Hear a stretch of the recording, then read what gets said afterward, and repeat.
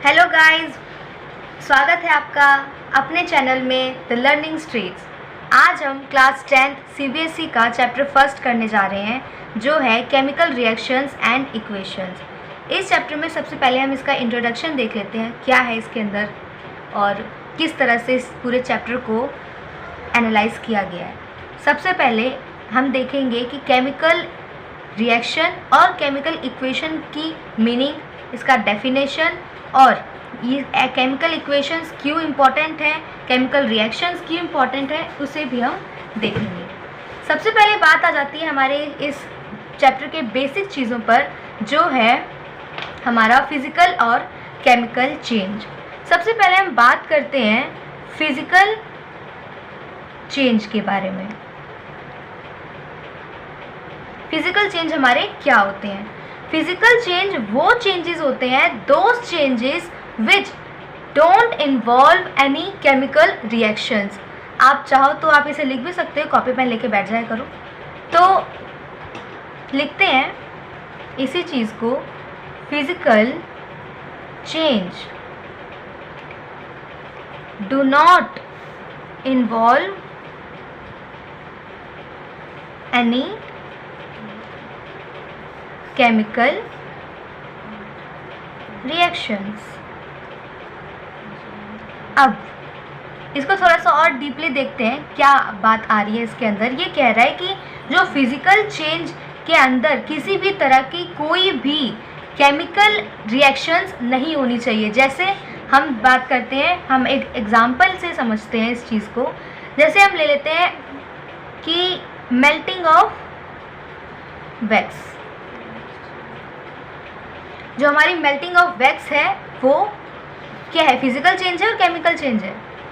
तो melting of wax जो है वो हमारी फिज़िकल चेंज है, क्योंकि वैक्स, मोम, अगर मोम जलती है तो वो फिज़िकल चेंज ही है, केमिकल चेंज तो है नहीं।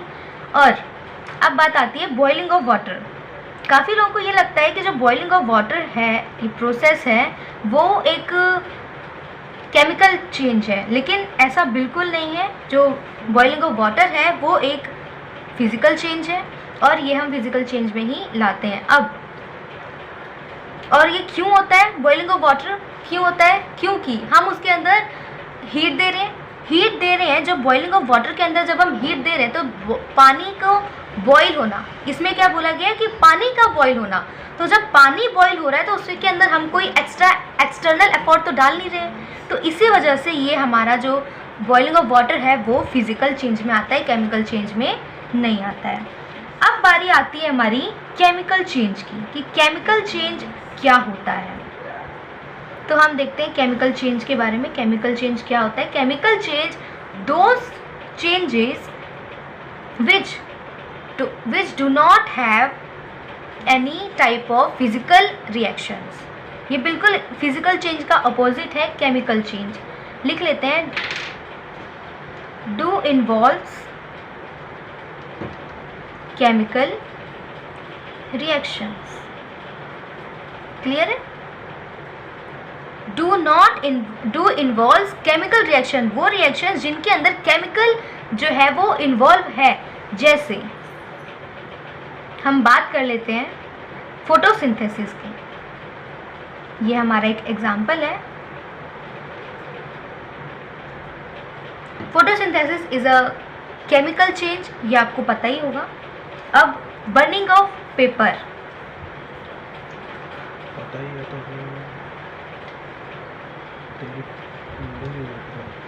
बर्निंग ऑफ पेपर एक केमिकल चेंज है। कैसे केमिकल चेंज है? क्योंकि हम इसके अंदर फायर दे रहे हैं। बर्निंग ऑफ पेपर जल रहा है तो हम इसके अंदर फायर दे रहे हैं, तो मतलब ये हुआ केमिकल चेंज, क्योंकि फायर है, फायर केमिकल से ही होती है वो। ठीक है, अब बारी आती है इसके अंदर, अब हम थोड़ा सा और आगे बढ़ते हैं। तो अब बारी आती है हमारी various things happen in chemical reactions. काफ़ी सारी चीज़ें जो हैं होती हैं केमिकल रिएक्शंस के अंदर। बात आती है, सबसे पहले तो हम देखते हैं कि जो केमिकल चेंज है, केमिकल जो रिएक्शन है वो क्या होता है। What is a chemical reaction? Chemical reaction क्या है? तो chemical reaction the process of interaction of chemicals to form new chemical.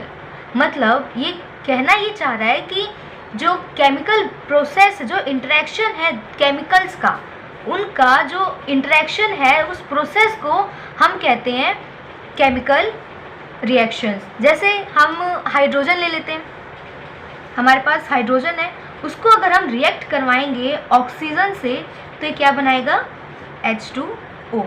कैसे बनाएगा, क्योंकि ये दो हमारे पास कंपाउंड है, हाइड्रोजन का, एक हाइड्रोजन का है और एक ऑक्सीजन का है। अगर हम इन दोनों को कंबाइन कराएंगे, अगर हम इन दोनों का इंटरेक्शन करवाएंगे तो ये मिलकर बनाएगा हमारा H2O। तो यही होता है हमारा केमिकल रिएक्शंस। अब बारी आती है हमारी केमिकल इक्वेशंस की, कि केमिकल इक्वेशंस क्या होती है हमारी। केमिकल इक्वेशंस हमारी क्या होती हैं, what is a chemical equations. तो इसको हम mathematically representation of chemical reactions that involves the uses of formula and symbols. मतलब ये कहना ये चाह रहा है कि जिनको हम रिप्रेजेंट कर सकते हैं इनके सिंबल से, उनके मैथमेटिकली रिप्रेजेंटेशन से, वही होती हैं हमारी केमिकल इक्वेशंस। जैसे हम हाइड्रोजन ही ले लेते हैं, हमने हाइड्रोजन लिया, उसको रिएक्ट करवाया O2 से, उसने हमें क्या दिया, H2O। ये हमारा हमेशा एक चीज़ याद रखनी है, जो हम जिसे जो रिएक्टेंट जो हम जिसे हम रिएक्ट करवा रहे हैं, दो कंपाउंड्स को जिसे हम रिएक्ट करवा रहे हैं और जो उस चीज़ को मिला करके एक नया ही कंपाउंड बना रहा है, उस चीज़ को, ये हो गया हमारा रिएक्टेंट और ये हुआ हमारा प्रोडक्ट, उस चीज़ को हम कहते हैं प्रोडक्ट। ठीक है, तो H2 है हमारे पास, एक कंपाउंड है, और ये है O2। अब इन दोनों का अगर हमने इंटरेक्शन करवाया है तो ये दोनों क्या हुए, रिएक्टेंट। हमेशा किसी भी रिएक्शन की राइट हैंड साइड वाली चीज़ रिएक्टेंट होती है और रिएक्शन के इक्वेशन की इधर लेफ्ट हैंड साइड वाली चीज़ प्रोडक्ट होती है। ठीक है, अब बारी आती है हमारी, इसी चैप्टर में हम आगे बढ़ते हैं। तो अब आएगा हमारा chemical equations having an equal number of atoms on the both sides of the reactions is called a balanced chemical equation। अब हम पढ़ेंगे बैलेंसिंग के बारे में। बैलेंसिंग इक्वेशन, तो बैलेंसिंग इक्वेशंस क्या होती हैं, जैसे हम देख लेते हैं, H2 का एग्जाम्पल ही ले लेते हैं। H2 है हमारे पास और O भी 2 है हमारे पास, तो और O2 है हमारे पास। ठीक है, तो ये हो जाएगा हमारा H2O।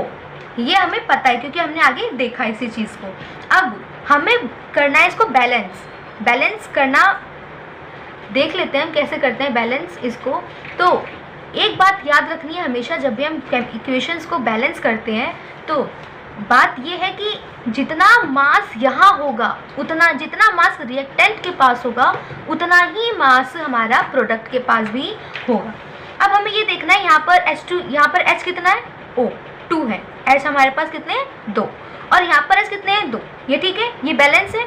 लेकिन यहाँ पर O कितना है 2, यहाँ पर O कितना है 1, तो हमें इसे बैलेंस करने की ज़रूरत है, क्योंकि मैंने भी आपको बताया कि यहाँ पर जितना मास होगा उतना ही मास इसका भी होगा। क्योंकि अगर मान लो मैं आपको कहूँ कि आप पानी लो 1 लीटर, उसके अंदर आप 200 ग्राम चीनी मिला दो। अब अगर आपने पानी लिया है, उसके अंदर 200 ग्राम चीनी मिला दिए, उसका जो वेट होगा उतना ही मास, जब आप उस पानी के अंदर चीनी को घोल दोगे उसका भी मास उतना ही रहेगा और उसका भी मास उतना ही रहेगा। तो दोनों का जो मास है वो इक्वल ही है, वो चेंज तो नहीं हुआ। तो हमें यही बताना है इसके अंदर कि जितना ही रिएक्टेंट के अंदर मास होगा उतना ही मास हमारा प्रोडक्ट के अंदर भी होगा। तो यहाँ पर O2 है, यहाँ पर O1 है, तो इसे हमें बैलेंस करने की ज़रूरत है। तो हम क्या करेंगे, अब इसके नीचे तो 2 लगा नहीं सकते, क्योंकि अगर इसके नीचे 2 लगाएंगे तो वो गलत होगा। तो हम हमेशा जब भी बैलेंस करना होता है हमें इक्वेशंस को, तो हम हमेशा यहाँ पर लगाते हैं ऊपर। तो हमने यहाँ पर 2 लगा दिया, तो ये इन सब का हो गया। अगर हम नीचे लगाएंगे तो ये सिर्फ इसी का है, ये 2 जो है वो सिर्फ H का ही है, लेकिन अगर हम यहाँ लगाते हैं तो ये इस पूरे का हो गया। ये 2 H का भी हो गया, ये 2 O का भी हो गया, तो हमारे पास अब O भी 2 हो गया, लेकिन यहाँ पर हमारे पास जो H है वो तो 4 हो गया ना, 2 2 4, ये 4 हो गया। तो यहाँ पर तो लेकिन 2 ही है, तो अब हमें इसे बैलेंस करना पड़ेगा, तो हम क्या करेंगे, यहाँ पर 2 लगा देंगे। तो ये हो गई हमारी बैलेंस इक्वेशन। तो इसी को ही हम कहते हैं बैलेंसिंग इक्वेशन। अब बारी आती है हमारी और भी ज़्यादा इसके अंदर मोर कंडीशंस इन रिएक्शंस, वो देख लेते हैं हम। सबसे पहले तो बात आती है सिंबल्स की। अगर मान लो कि ये कैसे बना, इसको मैंने कंबाइन किया तभी जाके बना है। अब जैसे मान लो मैं एक एग्जांपल लेती हूँ कैल्शियम कार्बोनेट का। कैल्शियम कार्बोनेट को अगर मैं रिएक्ट करवाऊँगी तो ये क्या मेरे को देगा, CaO + CO2। ठीक है, तो ये इसने कैसे दिया मुझे, जब मैंने कैल्शियम कार्बोनेट को मैंने जब हीट किया, जब इसको मुझे ब्रेक करना था, मैंने इसे हीट किया तो इसने मुझे CaO + CO2 दिया। Calcium oxide plus carbon dioxide इसने मुझे दी, तो ये मेरे को हीट देने पर दी। This is a sign of heat. छोटा सा एक ट्राइंगल, ये साइन है हीट का। मैंने इसे हीट किया तो मेरे पास ये आया CaO + CO2। अब बारी आती है हमारे गैस की। जब अगर मान लो यहाँ पर ये H2 हमें दिखाना है, मान लो हमारा लास्ट में एक कोई एग्जांपल है, हमने एज्यूम किया है, उसमें हमारा लास्ट में जो आ रहा है वो H2 आ रहा है। अब ये H2 तो गैस है, तो हम क्या करेंगे, इस गैस को दिखाने के लिए ऐसे एक एरो बना देंगे ऊपर की साइड। तो ये हमारा सिंबल हो गया H2 का। अब बारी आती है हमारी, इसी में अगर हम आगे बढ़ें तो अब बारी आती है हमारी कैटलिस्ट की, कि कैटलिस्ट हमारे क्या होते हैं। अब ध्यान से देखना, इसकी चीज़ के अंदर थोड़ी सी देखेंगे ध्यान से हम, कैटलिस्ट क्या होती है। Any substance that increases the rate of reaction without itself being consumed. समझे क्या कह रहा है ये, कि एनी सब्सटेंस यानी कोई भी चीज़ बढ़ रही है अपन। जैसे मान लो मैंने एक रिएक्शन लिया है, अब मान लो मैंने कोई चीज़ ले ली है, जैसे मैं एक एग्जांपल ले लेती हूँ। मान लो मैंने लिया A और B, एग्जांपल ले लिया मैंने A और B, ये मुझे दे रहे हैं C। ये एग्जांपल है, मैंने और कुछ नहीं किया, ठीक है। और इसके अंदर मैं हीट कर रही हूँ। अब इन दोनों को कंबाइन होने में, इंटरेक्ट होने में बहुत टाइम लग रहा है, समझ लो आधा 1 घंटा लग रहा है। अब मेरे पास इतना टाइम है नहीं, मुझे इसको जल्दी रिएक्ट करवाना है और जल्दी से मुझे ये C चाहिए। तो मैं क्या करूँगी, इसके अंदर एक थर्ड चीज़ ऐड करूँगी। क्या ऐड करूँगी, कोई चीज़ ऐड करूँगी जिसकी वजह से ये रिएक्शन जो है वो जल्दी हो जाए, और जो मैं चीज़ डालूँगी इसके अंदर वो बिना घुले इस रिएक्शन को तेज़ करवा सके। मतलब जल्दी, जो 30 मिनट में होने वाला है वो 15 मिनट में, आधे मिनट में ख़त्म कर देगी उस रिएक्शन को। वही होता है हमारा कैटलिस्ट, उसी चीज़ को हम कहते हैं कैटलिस्ट। ठीक है, अब आगे आते हैं। इसके अंदर अब बारी आती है हमारी प्रेसिपिटेट रिएक्शन की, कि हमारा जो प्रेसिपिटेट रिएक्शन है वो क्या होता है। हमारा जो प्रेसिपिटेट रिएक्शन है वो क्या होता है, प्रोड्यूस इनसॉल्यूबल साल्ट। ठीक है, ये क्या करता है, प्रोड्यूस करता है इनसॉल्यूबल साल्ट को। ठीक, तो ये हमारा प्रोड्यूस करता है इनसॉल्यूबल साल्ट को। जैसे हम एक एग्जांपल ले लेते हैं, Pb और NO3 का ट्वाइस प्लस H2Na। ठीक है, तो ये हमारा बना 2B Pb का ट्वाइस, ये सॉलिड है, प्लस 2Na NO3, ये एक्वस। ठीक है, अब जैसे अब मैं बात करती हूँ इसके अंदर प्रेसिपिटेट रिएक्शन, मतलब कि जो चीज़ बहुत इनसॉल्यूबल साल्ट को प्रोड्यूस करती है वही होता है हमारा प्रेसिपिटेट रिएक्शन। जैसे एक ये एग्जांपल है इसका, मैं एक सिंपल एग्जांपल देके बताती हूँ। जैसे मान लो A और B हमने रिएक्ट करवाया, इसने दिया हमें C और D। अब CO2 दिया है, उसने हमने किसी दो चीज़ को रिएक्ट करवाया और वो हमें कोई और ही चीज़ ला करके दे रहा है, तो वो क्या हुआ हमारा प्रेसिपिटेट रिएक्शन। प्रेसिपिटेट रिएक्शन को हम इस डाउन एरो से रिप्रेजेंट करते हैं, ठीक। तो प्रेसिपिटेट रिएक्शन क्या होती है, जब हम किसी दो चीज़ को रिएक्ट करवा रहे हैं और वो कोई दूसरी ही दो चीज़ दे रही है, वो होता है हमारा प्रेसिपिटेट रिएक्शन। और डाउन एरो हमारा प्रेसिपिटेट रिएक्शन का सिंबल है। अब बारी आती है हमारी फिजिकल, कितने स्टेट्स होते हैं इसके अंदर, स्टेट्स जो है फिजिकल स्टेट्स वो कितने टाइप के होते हैं। तो सबसे पहले अब हम बात करते हैं फिजिकल स्टेट के बारे में कि फिजिकल स्टेट कितने टाइप की होती है। फिजिकल स्टेट्स होती हैं हमारी एक सॉलिड जिसे हम H से रिप्रेजेंट करते हैं, एक लिक्विड जिसे हम L से रिप्रेजेंट करते हैं, एक एक्वस जिसे हम एक Q से रिप्रेजेंट करते हैं। एक्वस यानी सॉल्यूशन ऑफ वाटर, यानी किसी मतलब मैंने अगर नमक लिया, नमक को पानी में घोल लिया तो वो एक एक्वस सॉल्यूशन हो गया, एक्वस सॉल्यूशन ऑफ साल्ट, ठीक है। तो एक्वस वही होता है कि dissolve in, aqueous means that dissolve in water, इसका मतलब ही ये होता है, ठीक। अब बारी आती है हमारी, जैसे एक मैं रिएक्शन ले लेती हूँ यहाँ पे, NaCl ये सॉलिड है और H2O ये लिक्विड है, वाटर है, लिक्विड है।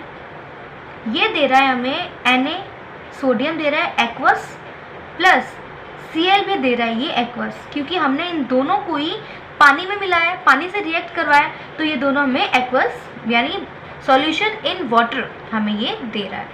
तो ये होते हैं हमारे फिजिकल स्टेट्स। अब बारी आती है हमारी कि केमिकल रिएक्शंस के कितने टाइप होते हैं। केमिकल रिएक्शन के टोटल 4 टाइप्स होते हैं। कितने टाइप्स होते हैं केमिकल रिएक्शन के? टोटल 4 टाइप्स होते हैं हमारे केमिकल रिएक्शंस की। देखते हैं कौन कौन से वो टाइप्स हैं हमारे। पहला टाइप है हमारे पास कॉम्बिनेशन रिएक्शन।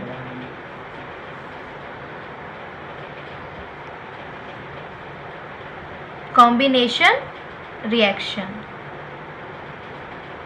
तो कॉम्बिनेशन रिएक्शन क्या होता है हमें अब ये देखना है। तो कॉम्बिनेशन रिएक्शन वो रिएक्शन होता है टू और मोर reactions combine to form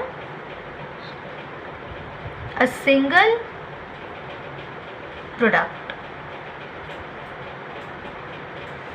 मतलब कहने का इसका क्या है, ये कहना ये चाह रहा है कि जो कॉम्बिनेशन रिएक्शन है वो ऐसा रिएक्शन होता है जिसके अंदर 2 और 2 से ज़्यादा रिएक्टेंट मिल करके एक सिंगल प्रोडक्ट को निकालते हैं। जैसे हमने देखा था, जैसे हम एग्जांपल ले लेते हैं एक A+B का। तो A+B है, हमने क्या पढ़ा है 2 और मोर रिएक्शंस, यानी एक ये एलिमेंट है, एक ये कंपाउंड है और एक ये कंपाउंड है। इन दोनों को अगर हम रिएक्ट करवाएंगे तो ये हमें देगा AB। This is called a combination reaction. यानी कि 2 चीज़ें हैं, उन 2 को अगर हम रिएक्ट करवा रहे हैं तो वो एक चीज़ दे रही है, इसका मतलब कि वो है एक कॉम्बिनेशन रिएक्शन। अब एक हम एग्जांपल ले लेते हैं C कार्बन और ऑक्सीजन। तो ये हमारे पास 2 कंपाउंड है, एक कार्बन कंपाउंड है और एक ऑक्सीजन कंपाउंड है। अब अगर हम इन दोनों को रिएक्ट करवाते हैं तो ये क्या बनेगा CO2 कार्बन डाइऑक्साइड, ठीक है। तो यही होता है हमारा कॉम्बिनेशन रिएक्शन। अब बारी आती है सेकेंड डिकम्पोजिशन रिएक्शन की। हमारा डिकम्पोजिशन रिएक्शन क्या होता है? हमारा डिकम्पोजिशन रिएक्शन होता है the type of chemical reactions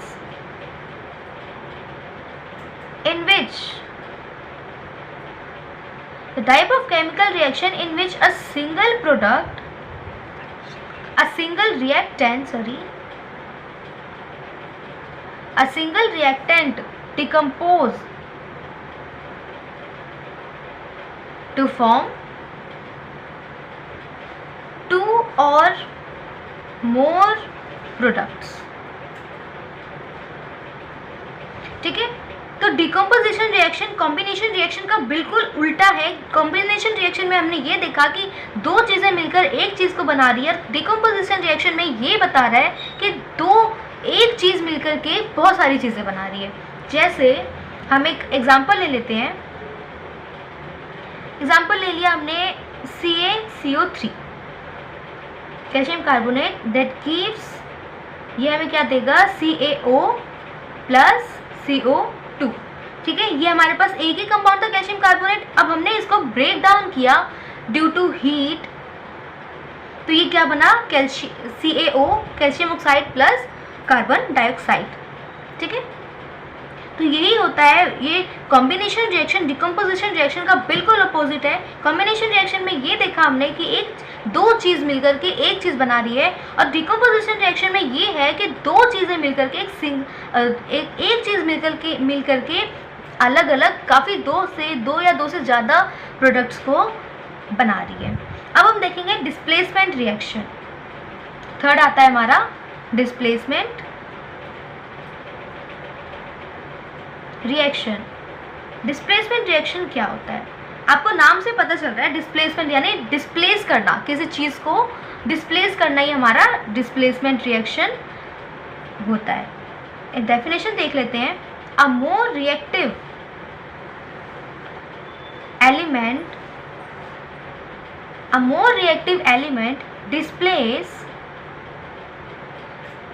displaces a less reactive element for its compound। ठीक है, तो डिस्प्लेसमेंट रिएक्शन का मतलब ये होता है, अब मोर रिएक्टिव एलिमेंट यानी कि जो ज़्यादा पावरफुल एलिमेंट होता है वो डिस्प्लेस कर देता है एक लेस रिएक्टिव एलिमेंट को। जैसे हम एक एग्जांपल लेके देख लेते हैं। मान लो हमारे पास एक A है प्लस B है और C है, ये तीन है हमारे पास, और हमने इनको रिएक्ट करवाया तो इसने दिया हमें AC प्लस B। हमारे पास ये एक A है, एक B है और एक C है। अब हम मान लेते हैं कि जो C है वो ज़्यादा रिएक्टिव था, इसलिए वो A के पास चला गया, और जो B है वो साइड में आ गया। ये क्योंकि B लेस रिएक्टिव है C से। हम एक एग्जांपल ले लेते हैं। जैसे जिंक प्लस कॉपर सल्फेट, ये देगा हमें zinc sulphate plus Cu copper. ठीक है, तो इसमें क्या हुआ, डिस्प्लेसमेंट हुआ किस चीज़ का, SO4 का जिंक के साथ। तो SO4 चला गया जिंक के पास और Cu इधर आ गया। मतलब कि ये Cu हमारे पास क्या है, एक हमने ये साइन कहाँ पर पढ़ा था, हमने ये साइन पढ़ा था यहाँ पे प्रेसिपिटेट रिएक्शन में, हमने ये साइन पढ़ा था। तो ये वाला साइन है हमारा प्रेसिपिटेट रिएक्शन का। ठीक है, तो यहाँ पे प्रेसिपिटेशन हो रहा है। तो हमने देखा यहाँ पे कि ये जो डिस्प्लेसमेंट रिएक्शन है वो कैसे होता है, कोई लेस रिएक्टिव एलिमेंट अगर डिस्प्लेस कर दे, कोई मोर रिएक्टिव एलिमेंट अगर डिस्प्लेस कर देता है लेस रिएक्टिव एलिमेंट पर, तो वो हमारा डिस्प्लेसमेंट रिएक्शन होता है। अब बारी आती है हमारी डबल डिस्प्लेसमेंट रिएक्शन की। Fourth is double displacement reaction. Double displacement reaction क्या होता है? डबल डिस्प्लेसमेंट रिएक्शन वो रिएक्शन होता है the type of chemical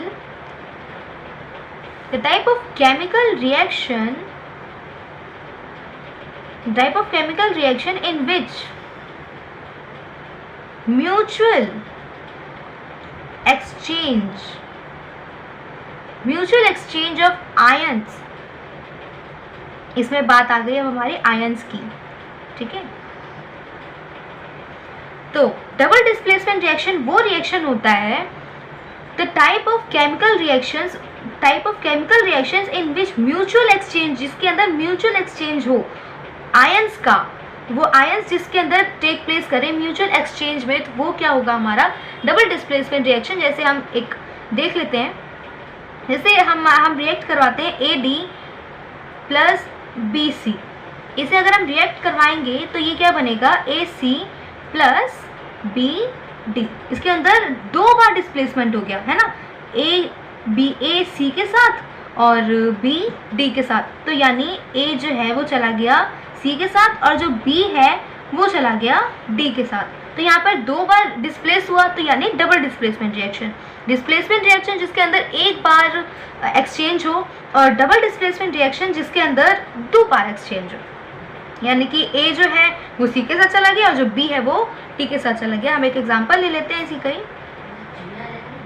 NaOH plus HCl, it gives NaCl plus H2O, है ना। यहाँ पर हुआ ना डबल डिस्प्लेसमेंट रिएक्शन, क्योंकि जो Na है वो Cl के साथ चला गया और जो OH है वो H के साथ चला गया, तो इसलिए H2O बन गया। ठीक है, क्योंकि यहाँ पर H2 है, इन दोनों को हमने कंबाइन किया तो H2 और सिंगल O है तो O। ठीक है, तो ये हमारा हुआ डबल डिस्प्लेसमेंट रिएक्शन, क्योंकि इसके अंदर 2 बार डिस्प्लेसमेंट हो रहा है। तो ये था हमारा डबल डिस्प्लेसमेंट रिएक्शन। आज के लिए इतना काफ़ी है, बाकी का हम देखेंगे नेक्स्ट वीडियो में। अगर आपको इन टॉपिक से रिलेटेड कोई डाउट है तो आप नीचे कमेंट बॉक्स में कमेंट करके हमें बताएं, और अगर आपको ये वीडियो अच्छी लगी हो तो इस वीडियो को लाइक करें और जितना हो सके अपने फ्रेंड्स के साथ इस वीडियो को शेयर करें।